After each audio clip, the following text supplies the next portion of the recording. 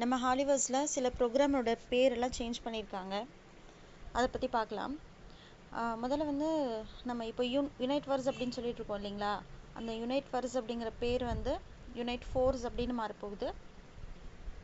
இப்போ வந்து நம்ம டெக்டைலில் தான் மெயினாக வந்து ஒர்க் பண்ணிகிட்ருக்கோம் இல்லைங்களா. அந்த 12 ஸ்லாட்ஸில் இன்கம் எடுத்து அதை வச்சு அந்த இன்கம் ஏர்ன் பண்ணி தான் நம்ம வேறு ப்ரோக்ராம்ஸ்லேயும் பார்ட்டிசிபேட் பண்ணிகிட்ருக்கோம். ஸோ அந்த டெக்டைல் ப்ரோக்ராமோட பேர் வந்து T&S அப்படின்னு சொல்லி மாறப்போகுது, டாக்டிக்ஸ் அண்ட் ஸ்ட்ராட்டஜி அப்படின்னு. அப்புறம் வந்து ராயல்ட்டி, என்எஃப்டி இருக்கிறவங்களுக்கு வந்து ராயல்ட்டி கிடைக்குதுன்னு தெரியும். அந்த ராயல்ட்டி அப்படிங்கிற ப்ரோக்ராமோட பேர் வந்து ராயல் ட்ரிக்ஸ் அப்படின்னு சொல்லிட்டு மாறப்போகுது. சரிங்களா. அவங்க என்ன சொல்லியிருக்காங்க அப்படின்னா வந்து இந்த யுனைட் வர்ஸ் இப்போ பேர் மாற்றி யுனைட் ஃபோர்ஸ் அப்படின்னு வரப்போகுது. இதில் வந்து பிட் ஃபோர்ஸ் அப்படிங்கிறது வந்து எல்லாருக்குமே தெரியும். நம்ம மெட்டாவர்ஸ்க்கு யூஸ் ஆக போகிற கிரிப்டோ காயின். இது வந்து அதோடைய தனியான ஒரு பிளாக் செயினோடு வரப்போகுது.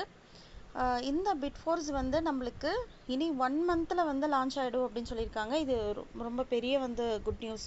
ஏன்னா வந்து எல்லாருமே வந்து குவாண்டம் ஓர் வந்து மைண்ட் பண்ணி எடுத்துகிட்ருக்கோம் என்டிசி வச்சு.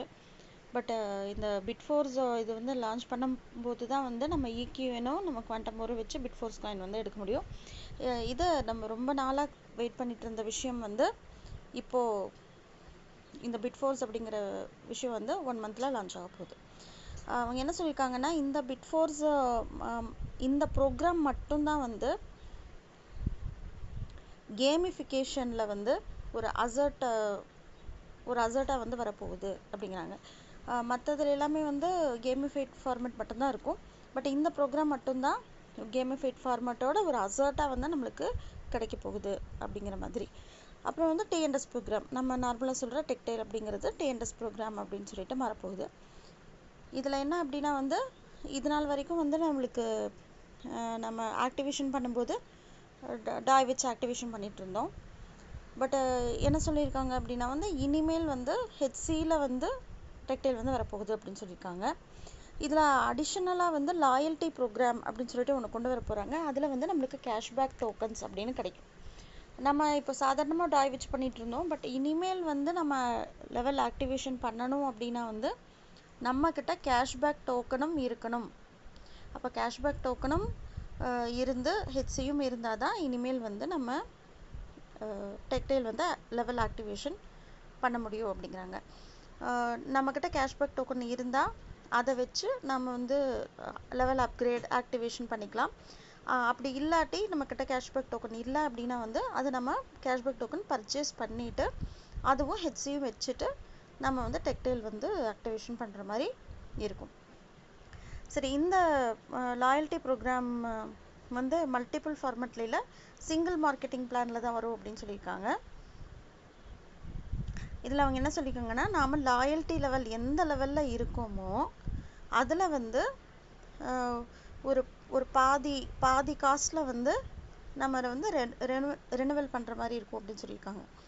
அதாவது நம்ம யூனிவர்ஸில் வந்து டியரெல்லாம் வந்து ரெனுவல் பண்ணுறோம் இல்லைங்களா, மந்த்லி. அதே மாதிரி இங்கே வந்து லாயல்ட்டியில் எந்த லெவலில் இருக்கோமோ அதுக்கேற்ற மாதிரி அதில் பாதி காஸ்ட்டில் பாதி அமௌண்ட்டில் வந்து நம்ம ரெனுவல் பண்ணுற மாதிரி இருக்கும் அப்படின்னு சொல்லியிருக்காங்க. அதை பற்றின நிறைய டீட்டெயில்ஸ் வந்து இனிமேல் தான் வரப்போகுது. இது பேசிக் இன்ஃபர்மேஷன்ஸ் வந்து அவங்க கொடுத்துருக்காங்க. ஸோ லாயல்ட்டி ப்ரோக்ராம் அப்படிங்கிறது வந்து இனி 2 மந்த்ஸில் வரப்போகுது அப்படின்னு. ஸோ எனக்கு என்ன தோணுது அப்படின்னா வந்து T&S ப்ரோக்ராம் வந்து T&S ப்ரோக்ராமோடு தான் இந்த லாயல்ட்டி ப்ரோக்ராம் கனெக்ட் பண்ணி வரப்போகுது. அப்போது லாயல்ட்டிக்கு 2 மந்த்ஸ் ஆகும் அப்படின்னு சொல்லும்போது ஆப்வியஸ்லி இந்த T&S ப்ரோக்ராம் டெக்டைலும் ஓப்பன் ஆகுறதுக்கு 2 மாதம் ஆகும் தானே. அந்த மாதிரி தான் எனக்கு தோணுது. ஏன்னா ரெண்டு ப்ரோக்ராமே சேர்ந்து வரும்போது ஒரு ப்ரோக்ராம் வர்றதுக்கு 2 மாதம்னு சொல்லும்போது அப்போ டெக்டைலும் வந்து நான் கெஸ் பண்ணுறது என்னென்னா டெக்டைல் வரதுக்கும் 2 மாதம் ஆயிரும். ஸோ டெக்டைல் லாயல்ட்டி அப்படிங்கிறது 2 ப்ரோக்ராமும் சேர்ந்து ஒரே மாதிரி வரப்போகுது. அப்போ வந்து நம்ம டெக்டைல் ஆக்டிவேட் பண்ணும்போது என்னாகும் அப்படின்னா டெக்டைல்லையும் நம்மளுக்கு வந்து இன்கம் கிடைக்கும். அதாவது T&Sன்னு மாறுது இல்லைங்களா. அப்போது நம்ம ஆக்டிவேஷன் பண்ணும்போது T&Sலேயும் இன்கம் கிடைக்கும். அது கூடவே லாயல்ட்டி ப்ரோக்ராம் இருக்கிறதுனால லாயல்ட்டிலையும் நம்மளுக்கு இன்கம் கிடைக்கும்.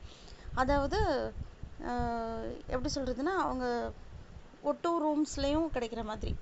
ஸோ ஒருத்தர் ஆக்டிவேஷன் பண்ணுறாங்க, அது ஃபஸ்ட் லெவலில் பண்ணாலும் சரி, 9th லெவலில் பண்ணாலும் சரி, இல்லை ஸ்லாட்ஸும் சேர்ந்து பண்ணாலும் சரி, அவங்க வந்து அது கூடயே லாயல்ட்டி ப்ரோக்ராமும் சேர்ந்து தான் ஆக்டிவேஷன் பண்ணுற மாதிரி இருக்கும். அப்போ வந்து நம்மளுக்கு டிஎன்டஸ்லேயும் வந்து நம்மளுக்கு இன்கம் கிடைக்கும், லாயல்ட்டி கேஷ்பேக் டோக்கன்லேயும் நம்மளுக்கு வந்து ஒரு இன்கம் கிடைக்கிற மாதிரி தான் இருக்கும்.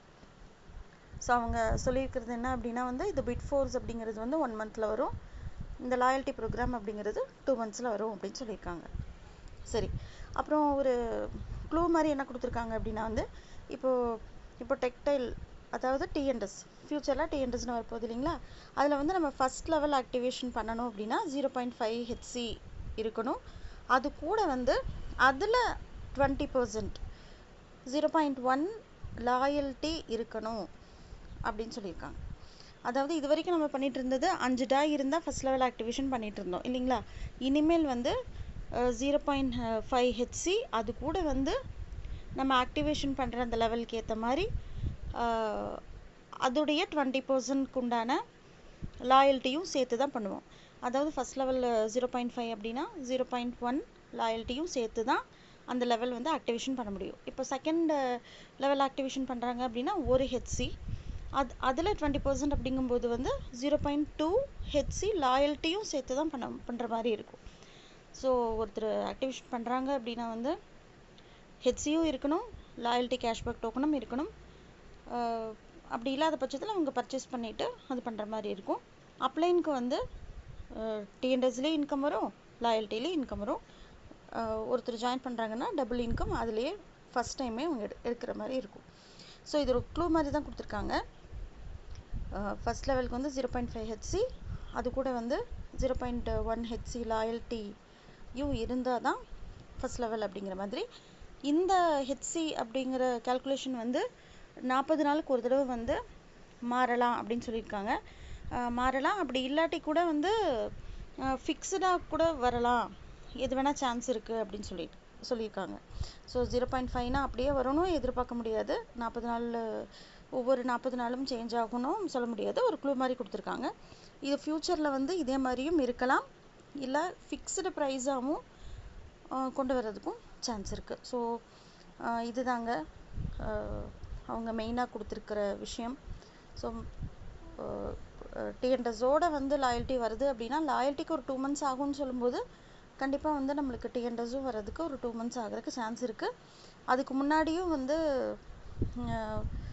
கம்ப்ளீட் டெஸ்ட் எல்லாம் முடிச்சிருச்சு அப்படின்னா வந்து சீக்கிரம் ஓப்பன் ஆகிறதுக்கும் சான்ஸ் இருக்குது அப்படின்னு சொல்லியிருக்காங்க.